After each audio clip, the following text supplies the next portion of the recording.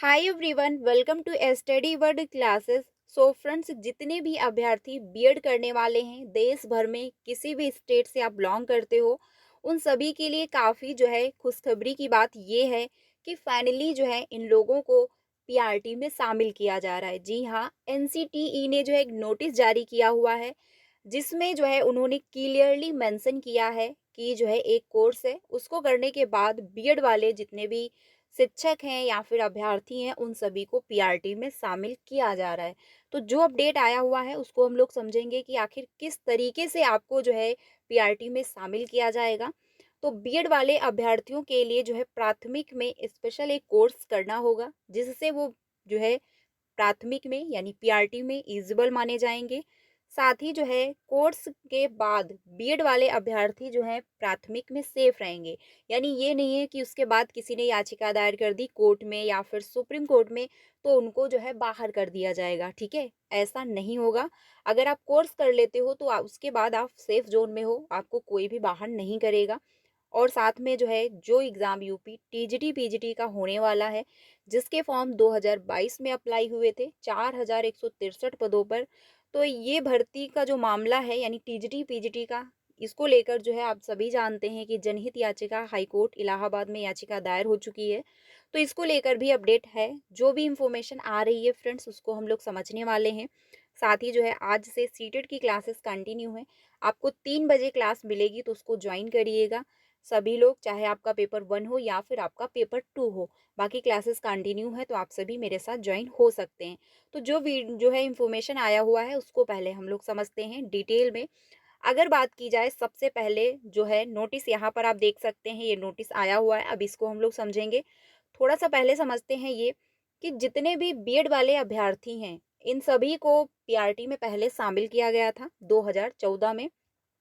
2014 तक तो बीएड वाले पीआरटी में शामिल थे।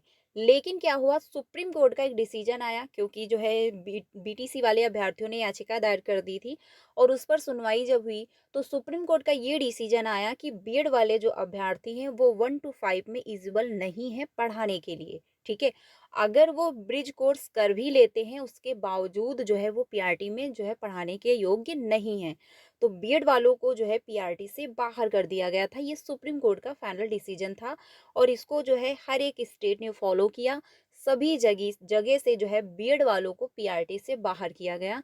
चाहे वो आप बीपीएससी देख लीजिए, बीपीएससी में टीआरई 1 देखें या फिर टीआरई 2 या फिर टीआरई 3 रहा हो, किसी भी कोई भी अगर शिक्षक भर्ती आई तो उसमें बीएड वालों को पीआरटी में शामिल नहीं किया गया।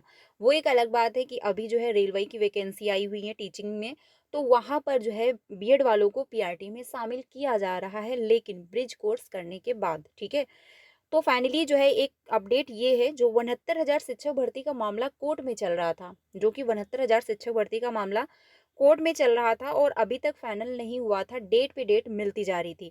तो फाइनली उसी से रिलेटेड एक नोटिस जारी हुई है। सुप्रीम कोर्ट का भी ये डिसीजन है और साथ ही एनसीटीई की तरफ से एक नोटिस जारी हुआ है, जो कि डेट यहाँ पर आप देख सकते हो 17 जनवरी 2025 को ये जारी हुआ है।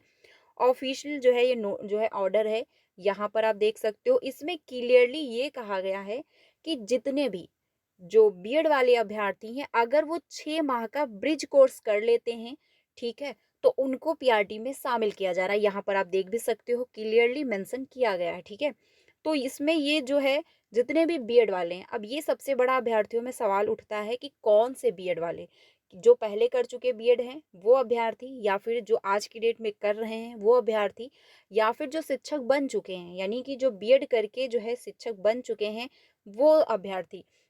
तो देखिए, ये जो नोटिस जारी हुई है वो उन अभ्यर्थियों के लिए जो बीएड कर चुके हैं और शिक्षक बन चुके हैं। कहीं ना कहीं वो शिक्षक बने हुए हैं, जैसे कि मान के चलिए किसी भी राज्य में जो है वो शिक्षक हैं। तो अगर उन्होंने बीएड कर रखा है और अगर वो पीआरटी में जो है वो जॉब कर रहे थे और अगर उन्होंने 6 माह का ब्रिज कोर्स नहीं किया हुआ है, तो उनको जो है 6 माह का ब्रिज कोर्स करवाया जाएगा। ये एनसीईआरटी यानी कि एनसीटीई की तरफ से एक नोटिस जारी हुआ है। ठीक है, और उनको फिर उस जो है ब्रिज कोर्स करने के बाद पीआरटी में सेफ किया जाएगा, सुरक्षित रहेंगे, उनको कभी भी बाहर नहीं किया जाएगा। अब ये अप्लाई 69,000 शिक्षक भर्ती में भी होगा, क्योंकि जो 69,000 शिक्षक भर्ती का मामला सुप्रीम कोर्ट में चल रहा था, उसका भी एक फाइनल डिसीजन आया हुआ है और उसमें भी बताया ये गया है कि जो शिक्षक जॉब कर रहे थे पीआरटी में, क्योंकि आरक्षण को लेकर ही गड़बड़ी देखने को मिली थी 69,000 शिक्षक भर्ती में, इसी का विरोध करते हुए अभ्यर्थियों ने जो है याचिका दायर किया था कोर्ट में, यानी हाई कोर्ट में। बट वहां पे क्या हुआ, जो शिक्षक भर्ती थी वो रद्द कर दी गई थी। लेकिन जो है इसको लेकर फिर अभ्यर्थी संतुष्ट नहीं हुए फैसले को, तो उन्होंने सुप्रीम कोर्ट में याचिका दायर की। सुप्रीम कोर्ट में बहुत लंबे टाइम से डेट पे डेट मिलती जा रही थी, सुनवाई नहीं हुई, लेकिन फाइनली जो है एक रिजल्ट ये निकला कि जितने भी शिक्षक हैं जो बीएड किए हुए हैं, पीआरटी में जॉब कर रहे हैं, उनको 6 माह का ब्रिज कोर्स करवा के, और जो 69,000 शिक्षक भर्ती का मामला रुका हुआ है, इसको जल्द से जल्द फाइनल किया जाए। तो ये जो बीएड वाले अभ्यर्थी हैं, उनको बाहर नहीं किया जाएगा। लेकिन ये अब सबसे बड़ा सवाल उठेगा, जो आज की डेट में बीएड कर रहे हैं, जो प्रेजेंट में बीएड करने वाले अभ्यर्थी हैं, वो भी अब ये मांग कर रहे हैं कि आखिर जो पहले से जो बीएड किए हुए अभ्यर्थी पीआरटी में शिक्षक बने हुए हैं, अगर उनके लिए ब्रिज कोर्स करवा के उनको एक सेफ जो है नौकरी दी जा सकती है, तो जो प्रेजेंट में बीएड करने वाले अभ्यर्थी हैं, उनके लिए क्यों नहीं। इसी की मांग को लेकर के अभ्यर्थी जो हैं ट्विटर पर भी काफ़ी जो है मांग कर रहे हैं। तो आप लोगों की क्या राय है? क्या एनसीटीई ने जो एक नोटिस जारी किया, जो ये 6 माह का ब्रिज कोर्स कराने का जो उनका प्लान है, क्या ये सही है या फिर नहीं? आप लोग कमेंट में ज़रूर बताइएगा। लेकिन अगर ये जो है ब्रिज कोर्स हो जाता है, तो पीआरटी की जितनी भी वैकेंसी अभी तक उम्मीद थी कि जो है शिक्षक बाहर होंगे, तो भर्ती जो नंबर ऑफ सीटें हैं वो खाली हो जाएँगी। तो उनको उनमें जो है बीटीसी वाले जितने भी अभ्यर्थी होंगे, उनको मौका मिलेगा, ठीक है? यानी बीटीसी वाले अभ्यर्थी जो हैं, उनको वहाँ पर मौका मिल जाएगा। लेकिन अब उनको बाहर नहीं किया जा रहा है, क्योंकि उनको 6 माह का ब्रिज कोर्स करवा दिया जाएगा और वो सुरक्षित रहेंगे, अपना जॉब करने लगेंगे। तो आगे के जो बीएड वाले हैं, जो प्रेज़ेंट में अभी बीएड कर रहे हैं, कहीं भी उन्होंने जॉब नहीं ली हुई है या फिर उनका बीएड क्वालीफाई है, क्योंकि 6 माह से तो यूपी में कोई भी वैकेंसी नहीं है। तो ऐसे में वो क्या करेंगे? क्या उनको 6 माह का ब्रिज कोर्स करवा के पीआरटी में शामिल कर दिया जाएगा? तो इससे रिलेटेड अभी एनसीटीई की तरफ से कोई भी निर्णय नहीं लिया गया है, ठीक है?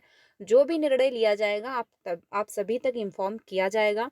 अब ये दिलचस्प होगा कि आखिर एनसीटीई जो है, जो बीएड करने वाले अभ्यर्थी हैं प्रेज़ेंट में, उनके लिए क्या करती है?